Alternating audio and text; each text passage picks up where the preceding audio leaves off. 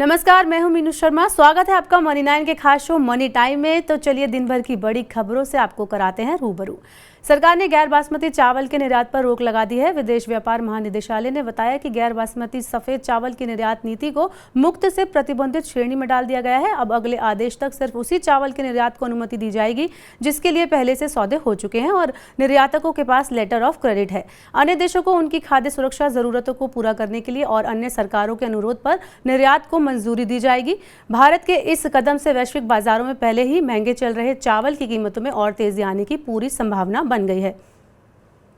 आने वाले दिनों में पूरी तरह बंद हो सकती है इलेक्ट्रॉनिक व्हीकल मैन्युफैक्चरिंग पर मिलने वाली सब्सिडी। सड़क परिवहन मंत्री नितिन गडकरी के एक बयान से इस बात के संकेत मिले हैं। गडकरी ने कहा कि मैन्युफैक्चरिंग की गति पकड़ने के बाद सब्सिडी की जरूरत नहीं होगी। हालांकि सरकार अभी भी इस सेक्टर में फेम 2 योजना के तहत कुछ रियायत दे रही है।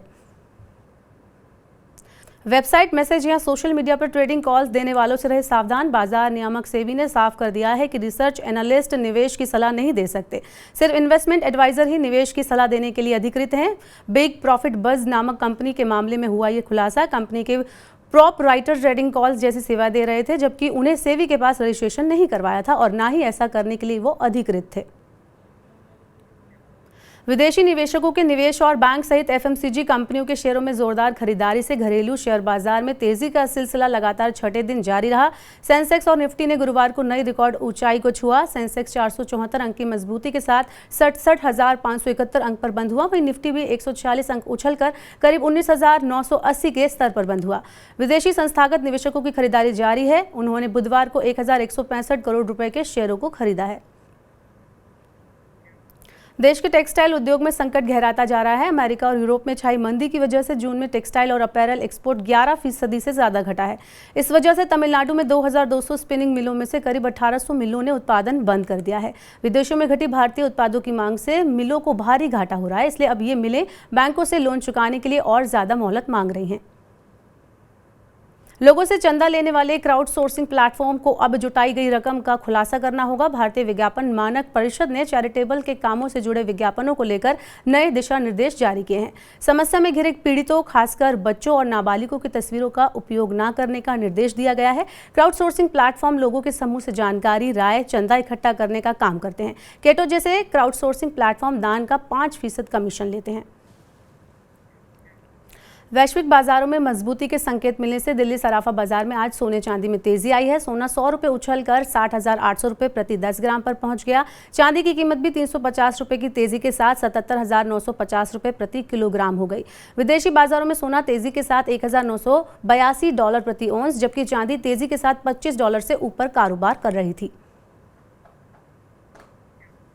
बीएसई और एनएसई ने 500 करोड़ रुपए से कम मार्केट कैप वाली कंपनियों के लिए निगरानी उपायों में बदलाव किया है। नए उपाय 24 जुलाई से लागू होंगे। पहले ईएसएम चरण 2 के तहत रखे गए शेयरों में निश्चित अवधि पर होने वाली कॉल नीलामी में तहत सप्ताह में सिर्फ एक बार कारोबार की मंजूरी थी। अब इसे बदलकर सभी कारोबारी दिनों में कारोबार की मंजूरी दे दी गई है। हालांकि इन शेयरों के लिए 100% मार्जिन और कारोबार के लिए कारोबार निपटान से संबंधित मानकों में कोई बदलाव नहीं किया गया है। छटनी का फिर से नया दौर शुरू हो गया है। बेंगलुरु की स्टार्टअप कंपनी सारथी.ai ने मुनाफे में आने के लिए कुछ कर्मचारियों को नौकरी से निकाल दिया है। कंपनी के ऊपर कारोबार लाभ को बढ़ाने के लिए निवेशकों का दबाव है। वहीं दूसरी ओर क्विक कॉमर्स स्टार्टअप डंजो भी खर्च घटाने के लिए 30 से 40% कर्मचारियों को नौकरी से निकालने की योजना बना रही है। रिलायंस और गूगल के निवेश वाली ये कंपनी इस समय नकदी संकट से जूझ रही है। इसके चलते डंजो अपने कर्मचारियों को पूरा वेतन भी नहीं दे पा रही है। अगर आप आईपीओ में पैसा लगाकर कमाई करने का इंतजार कर रहे हैं तो अब आपका इंतजार खत्म होने वाला है। यथार्थ हॉस्पिटल का आईपीओ 26 जुलाई को खुलने वाला है। कंपनी ने इसके लिए 285 रुपये से लेकर 300 रुपये का प्राइस बैंड तय किया है। इस आईपीओ में 28 जुलाई तक पैसा लगाया जा सकता है। एंकर निवेशकों के लिए बिडिंग प्रोसेस 25 जुलाई से शुरू होगा।